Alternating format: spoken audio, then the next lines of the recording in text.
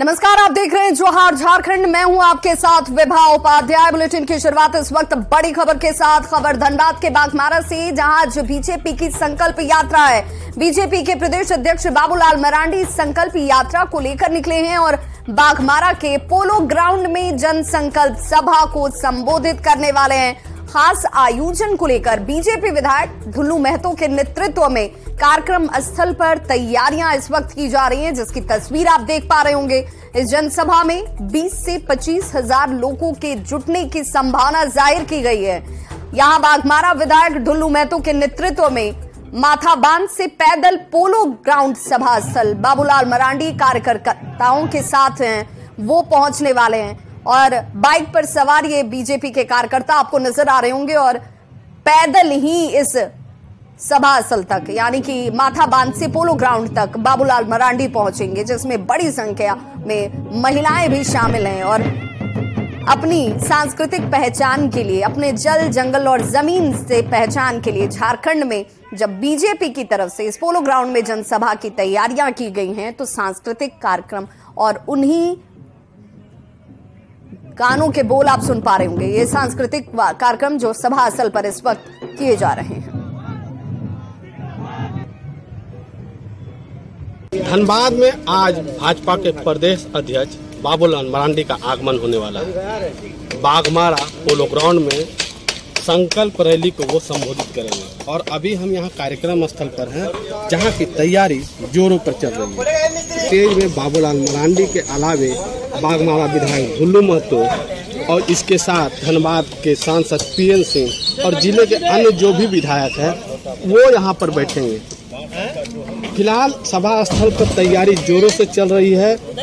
हालांकि यह जो जनसभा यहाँ पर संकल्प यात्रा की है वह 26 सितंबर को ही होना था, लेकिन उस समय बाघमारा विधायक ढुल्लू महतो की माताजी का देहांत हो गया था और यही कारण है कि उस समय इस संकल्प यात्रा को स्थगित कर दिया गया था। चूँकि इस यात्रा का अब अंतिम चरण है और इसी को लेकर आज यहाँ पर बाबूलाल मरांडी संकल्प सभा को संबोधित करेंगे।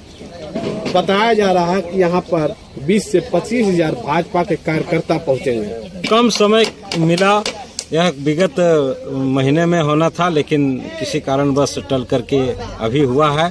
लेकिन पूजा को से डिस्टरबेंस हुआ, फिर भी जनता और कार्यकर्ता में इतना उत्साह है कि भारी संख्या में लोग आएंगे।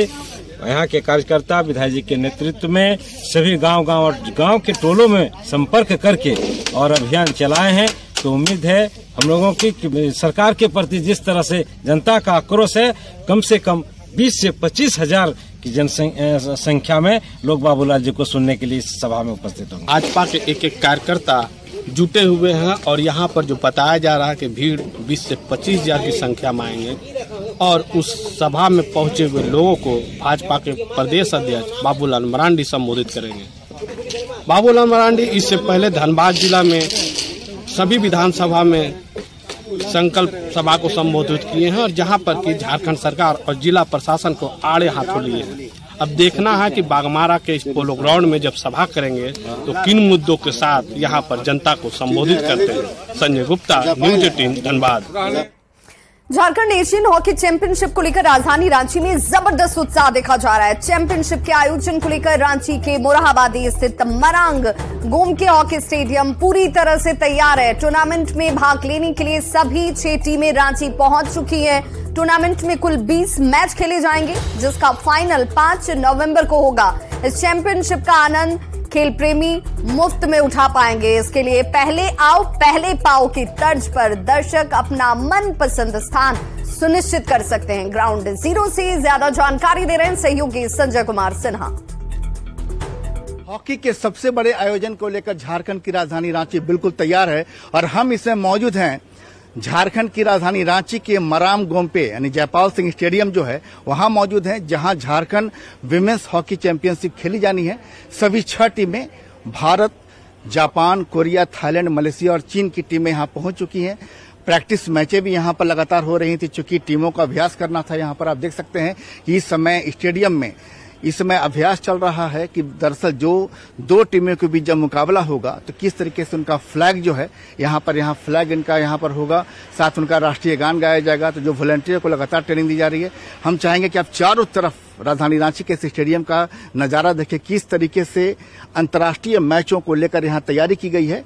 एक गोल पोस्ट के ठीक पीछे आप देख रहे हैं कि वहां पर जो है जब यहाँ पर मैच का आयोजन होगा तो सीधे लाइव वहां पर प्रसारण होगा। उस पीछे जो बड़ा सा मॉनिटर आपको नजर आ रहा है वहां पर, और ठीक दूसरे गोल पोस्ट के पीछे जब भी मैच में ऐसी स्थिति आएगी कि जब अंपायर को जरूरत होगी आपको रिप्ले की, तो वहां रिप्ले का टेलीकास्ट किया जाएगा। अंतर्राष्ट्रीय स्तर की सुविधाओं से स्टेडियम को तैयार किया गया है। हॉकी झारखंड लगातार इस बड़े चैंपियनशिप की तैयारी को लेकर जुटा हुआ है और झारखंड सरकार ने बाकायदा इसको लेकर के इसको एक तरीके से कह सकते हैं कि वित्तीय सहायता दी है और उसी के तहत इसका चैंपियनशिप का नाम भी रखा गया है Jharkhand women's Asian championship trophy 2023। Stadium की क्षमता की बात करें, तकरीबन यहाँ पर जो दर्शकों का जो प्रवेश है निःशुल्क रखा गया कि दर्शक मुफ्त में यहाँ पर मैच का आनंद उठा सकते हैं। और देखिए कि यहाँ पर देखिए मीडिया बॉक्स बनाया गया है, मीडिया बॉक्स में बाकायदा यहाँ पर कमेंटेटर होंगे, मैच की कमेंट्री होगी, दर्शकों के लिए बैठने के लिए बाकायदा कुर्सियां भी तैयार हैं। और यहाँ पर जो कह सकते हैं कि इसके बाद चूंकि ये आयोजन जो है रांची को विश्व स्तर पर हॉकी के क्षेत्र में आयोजन को लेकर एक नई पहचान दिलाएगा।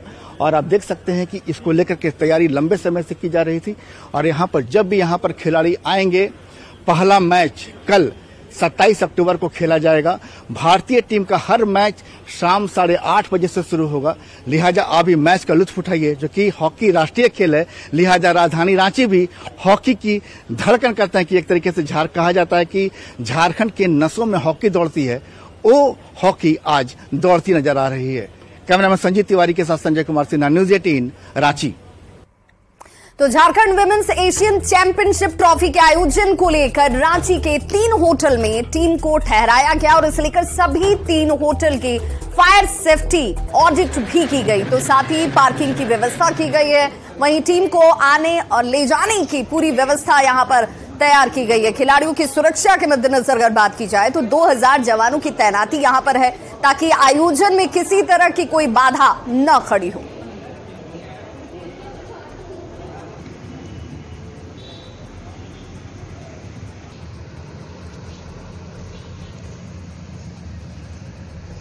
देखिए वीआईपी गाड़ी भी मोहराबादी टीओपी में ही खड़ी होगी और कहां आप पार्किंग करेंगे उसकी जानकारी भी दी गई है। सुरक्षा के मद्देनजर चाक चौबंद इंतजाम किए गए हैं। 3 होटल जहां पर ये टीमें ठहरी हुई हैं और देखिए ये वो तमाम खिलाड़ी हैं जो यहां पर अपने बेहतरीन खेल का प्रदर्शन करने वाली हैं। वीआईपी हैं, टीम्स हैं, जो वीआईपी हैं, जो ऑडियंस है, जो लोग बाहर में एलसीडी स्क्रीन लगे हैं उसमें लोग देखेंगे, तो काफ़ी क्राउड रहेगा।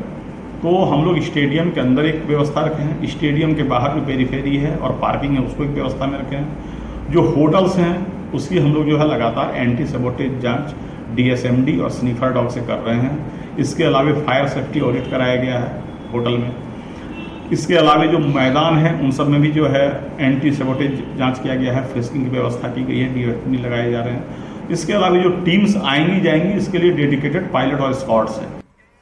तो बोकारो में सीसीएल जांगरडी परियोजना के सीसीएल कॉलोनी बाबू क्वार्टर में गंदगी का सैलाब आपको नजर आएगा। हर तरफ जहां तक आपकी नजर जाएगी सिर्फ गंदगी ही गंदगी नजर आएगी। जब यहां रहने वाले कर्मचारी इसकी शिकायत करते हैं तो हद तो ये कि उनकी शिकायत को दूर करने की जगह, साफ सफाई करने की जगह, ठेकेदार जिसके ऊपर सफाई की जिम्मेदारी है वो धमकी ही देने लगता है। बता दें कि सीसीएल प्रबंधन की ओर से कॉलोनियों की साफ सफाई के लिए लाखों रुपए टेंडर निकाले जाते हैं, लाखों रुपए के, लेकिन इसके बाद भी साफ सफाई आपको दूर दूर तक नजर नहीं आएगी। उल्टे ठेकेदार पर धमकी देने का आरोप लगाया जा रहा, कहा जा रहा है कि ठेकेदार साफ सफाई तो करता नहीं है लेकिन धमकी जरूर दे देता है। अब धमकी देने को लेकर सवाल भी कई खड़े हो रहे हैं। हालांकि प्रबंधन ने साफ कहा है कि साफ सफाई में लापरवाही को बर्दाश्त नहीं किया जाएगा। ठेकेदार हमको धमकी देने लगा कि आप बहुत कंप्लेन करते हो, ठीक नहीं होगा, हम दिखा देंगे, और यही सब बात हुआ सर। हम उस समय भी ड्यूटी में थे, हम काम करके उठबे किए थे। यही तो बात है कि वो हमको धमकी देता है हर समय कि हम बहुत बोलते हैं, साफ सफाई के लिए कॉलोनी में बोलते हैं, उसमें भी धमकी देता है कि आप ही ज़्यादा बोलते हैं, नेता बन गए हैं। कोई मतलब नहीं है, किसी को ध्यान नहीं है। अब हो सकता है आपके माध्यम से प्रबंधन संज्ञान में ले इस बात को, क्योंकि छठ चल रहा है तो सफाई होना भी बहुत जरूरी है। सिविल विभाग का क्या रवैया है इस मामले में? सिविल विभाग को तो हम देखते ही नहीं कभी इधर आते हुए, कौन इंचार्ज है, क्या है, नहीं है, पता नहीं। ओडिशा के नवनियुक्त राज्यपाल रघुवर दास दिल्ली पहुंचे हुए हैं, जहां वे गणमान्य लोगों से मुलाकात कर रहे हैं। और अब से थोड़ी ही देर पहले रघुवर दास ने पूर्व राष्ट्रपति रामनाथ कोविंद से मुलाकात की। इस दौरान जायजा लिया संवाददाता अमितेश सिंह ने। नवनियुक्त राज्यपाल रघुवर दास दिल्ली पहुंचे हैं। आप देख सकते हैं रघुवर दास यहां पर दिल्ली पहुंचे हैं और दिल्ली पहुंचने के बाद 12 जनपद जो कि पूर्व राष्ट्रपति रामनाथ कोविंद का आवास है वहां पर सीधे पहुंचे हैं। एयरपोर्ट से सीधे रामनाथ कोविंद जो कि पूर्व राष्ट्रपति हैं उनके आवास पहुंचे हैं 12 जनपद में और वहां उनकी मुलाकात होगी। एक कटसी मुलाकात है रघुवर दास की दिल्ली आने के बाद। इसके बाद इनको बीजेपी के राष्ट्रीय अध्यक्ष जेपी नड्डा से मुलाकात करनी है और भी बीजेपी के जो वरिष्ठ नेता हैं उनसे भी इनकी मुलाकात होगी। तो इसे एक शिष्टाचार मुलाकात के तौर पर देखा जा रहा है। उनकी नियुक्ति हुई है उड़ीसा के गवर्नर के तौर पर। हालांकि जो कहा जा रहा है 31 अक्टूबर को राज्यपाल पद का पदभार संभालेंगे, शपथ ग्रहण लेंगे, लेकिन उसके पहले दिल्ली उनका दौरा हुआ है और दिल्ली दौरे पर आने के बाद बीजेपी के वरिष्ठ नेताओं से मिलेंगे, पार्टी के राष्ट्रीय अध्यक्ष से मिलेंगे, धन्यवाद देंगे और अभी उनकी मुलाकात चल रही है देश के पूर्व राष्ट्रपति रामनाथ कोविंद से। कैमरामैन बीनू के साथ अमितेश सिंह, न्यूज 18 दिल्ली। एनसीईआरटी के 12वीं के सिलेबस में अब इंडिया की जगह भारत नाम का प्रयोग किया जाएगा। इस फैसले को लेकर कांग्रेस ने आरोप लगाया है कि ऐसे बदलाव से पहले न तो चर्चा की गई और न ही जनता से सुझाव लिए गए। वहीं बीजेपी ने आरोप पर पलटवार किया, साथ ही इसे एनसीईआरटी का फैसला बताते हुए विपक्ष की राय लेने की जरूरत से ही इनकार कर दिया। देखिए, नफरत की पराकाष्ठा है और हिस्टेरिकल रिएक्शन के रूप में हम इसे देख सकते हैं। संविधान के आर्टिकल 1 का ये लोग क्या करेंगे, जहां स्पष्ट रूप से उल्लेखित है कि इंडिया दैट इज भारत। तो अगर इस प्रकार की कोई बदलाव लाने का कवायद इनको करना था तो सबसे पहले जब इतना बड़ा बदलाव करना चाहते थे तो तमाम राजनीतिक दलों को विश्वास में लेना चाहिए था। देश की जनता को ये बताना चाहिए था कि हम इस प्रकार का काम करने जा रहे हैं। लेकिन ये रिएक्शनरी बदलाव है। जब से इंडिया गठबंधन बना जुलाई के महीने में और लगातार लोगों का जुड़ाव इसके साथ होते जा रहा है, आसन्न चुनाव में अपनी हार को देख करके इस प्रकार का एक रिएक्शन इनके जरिए आना स्वाभाविक था। इंडिया का तो पहला उल्लेख मेगास्थेनिस ने किया था। तो इस तरीके से अगर आप मुंबई बन सकता है, बॉम्बे से मुंबई बन सकता है, प्रयागराज बन सकता है, इलाहाबाद से, तो भारत से क्यों आपत्ति? इनको देश की जो पुरानी सांस्कृतिक सभ्यता है उससे क्यों इतनी आपत्ति है? दरअसल इन कांग्रेसियों ने ना हमेशा मुगलों और अंग्रेजों के साथ देकर इतिहास को लिखा था। हमारे यहाँ कि जो हमारे यहाँ के बड़े लड़ाके थे, वो अगर हम शिवाजी महाराज की बात करें, महाराणा प्रताप की बात करें, तो इनके इतिहास को दबाने का काम किया गया था, मुगलों को ग्लोरीफाई किया गया था। तो अब अगर भारत नाम से पूरा देश को एक अच्छी फीलिंग होती है, गर्व की अनुभूति होती है, तो किसी को क्या परहेज? इसमें है एनसीईआरटी एक स्वतंत्र संस्था है और इसमें विपक्ष से मंतव्य लेने की क्या बात है? तो ये मुझे लगता है जाहिर तौर पर ये सिर्फ राजनीति कर रहे हैं। इनको तो स्वागत करना चाहिए था कि पूरा जो विश्व है उसमें ये प्रचलन है कि जो इतिहास को गलत तरीके से लिखा गया, जिन गलत नामों का प्रचलन रहा, उनको बदलने का जो ट्रेंड है, तो हमारा देश भी अगर इसको कर रहा है, अपने जो पुराने इतिहास को, पौराणिक कथाओं में जिस चीज का उल्लेख उसको मान्यता दे रहा है, तो इनको मिर्ची क्यों लग रही है? जाहिर तौर पर ये अंग्रेजों के पिट्ठू हैं। खबर खूंटी से, जहां तेज रफ्तार गाड़ी की चपेट में आने से बाइक सवार एक युवक की मौत हो गई, जबकि 3 अन्य लोग घायल बताए जा रहे हैं, जिनको सदर अस्पताल में इलाज के लिए भर्ती कराया गया। सदर थाना क्षेत्र में तमाड़ रोड में शंभूकेल गांव के पास यह हादसा हुआ। कहा जा रहा है कि चारों युवक एक ही बाइक पर सवार होकर ऑर्केस्ट्रा देखने के लिए जा रहे थे और तभी हादसे का शिकार हो गए। स्थानीय लोगों ने घायल इन युवकों को सदर अस्पताल पहुंचाया, जहां एक युवक की मौत हो गई। जानकारी मिलने पर पुलिस की टीम मौके पर पहुंची और आगे की कार्रवाई में जुट गई।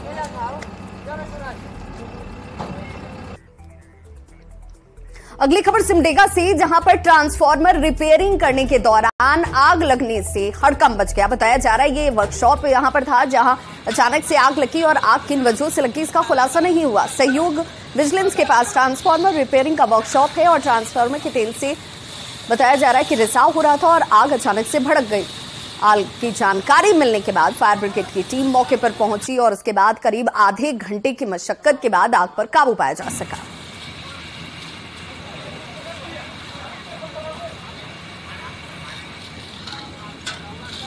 रांची के पंडरा में युवक को गोली मारने के आरोपी अपराधी को पुलिस ने गिरफ्तार कर लिया है। पुलिस ने केवल उसे गिरफ्तार नहीं किया बल्कि सड़क पर परेड कराकर ये संदेश भी देने का प्रयास किया कि अपराधी और उसके खौफ की उम्र ज्यादा नहीं होती है। दरअसल 23 सितंबर की रात अपराधी बिट्टू पांडे ने प्रमाण नहीं करने पर जब प्रणाम नहीं किया तो उस वजह से युवक मनीष कुमार को सिर में गोली मार दी थी। इसका मकसद इलाके में खौफ कायम करने का था। मामले में कार्रवाई करते हुए पुलिस ने पहले ही 6 गुर्गों को गिरफ्तार कर लिया था, लेकिन मुख्य आरोपी बिट्टू पांडे फरार था। अब इसकी गिरफ्तारी को सुनिश्चित किया गया है। एक ऑटोमेटिक पिस्टल, देसी कट्टा और कई कारतूस इसके पास से जब्त किए गए। बताया जाता है कि बिट्टू पांडे शातिर अपराधी और कुख्यात अपहर्ता चंदन सोनार गिरोह से ये जुड़ा हुआ था।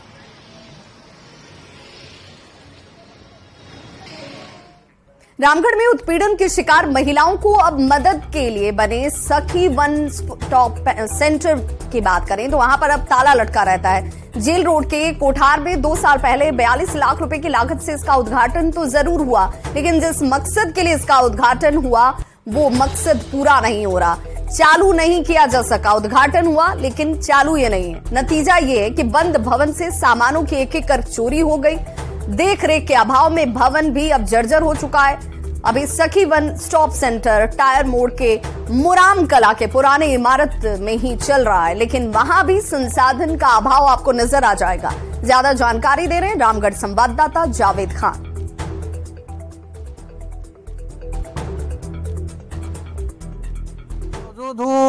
रामगढ़ के कोठार जेल मोड़ के निकट आप हमारे पीछे कैमरे के माध्यम से देख सकते हैं। यहाँ पर महिला उत्पीड़न निवारण केंद्र का निर्माण वर्ष 2021 में किया गया था। तत्कालीन विधायक ममता देवी ने इसका उद्घाटन फरवरी 2021 में किया था। लगभग 42 लाख के लागत से इस भवन का निर्माण कराया गया था। यहाँ पर महिला बाल विकास और सामाजिक सुरक्षा विभाग द्वारा इस भवन को बनाया गया था ताकि जो उत्पीड़ित महिलाएं, जो घरेलू हिंसा के शिकार महिलाएं हैं या जो दहेज वगैरह के लिए जो महिलाओं को प्रताड़ित किया जाता था उसे यहाँ पर ला करके आपसी सुलह कराने के लिए इसे बनाया गया था। लेकिन निर्माण के बाद से देख सकते हैं यहाँ पर इसमें ताला लगा हुआ है। ये तब से खुला हुआ नहीं है, यानी कहा जा सकता है कि कहीं न कहीं सरकारी पैसे का यहाँ पर दुरुपयोग किया गया है। और ये भवन जो है फिलहाल जो है इससे संबंधित भवन जो है वो रामगढ़ के टायर मोड़ में चल रहा है, एक पंचायत भवन में, जबकि उसका ये नया भवन चमचमाता हुआ भवन बनकर तैयार है। यहाँ सारी सुविधाएं मौजूद है, बावजूद इसके यहाँ पर इस भवन को क्यों नहीं खोला जा रहा है, इस पर अधिकारी फिलहाल कुछ बोलने को तैयार नहीं है। 2 साल भला कोई रहता है इसमें? रात के रहता है सुलंदर। अच्छा, रात में केवल आता है आदमी? हाँ, रात को आता है, फिर सवेरे 12 बजे चल जाता है। अच्छा, दिन में नहीं खुलता है? नहीं, कभी नहीं खुला है दिन में? नहीं। इस भवन का जब उद्घाटन किया गया था तो लोगों में उम्मीद जगी थी कि यहाँ पर वैसी महिलाओं का समस्या का समाधान होगा जो घरेलू हिंसा के शिकार हैं या दहेज संबंधी जो मामले आते हैं उसका निवारण यहाँ पर किया जाएगा। लेकिन यहाँ पर भवन बनकर तैयार है, लेकिन यहाँ अधिकारी और उससे संबंधित कर्मचारी यहाँ बैठने को तैयार नहीं है। जावेद खान, न्यूज़ 18, रामगढ़।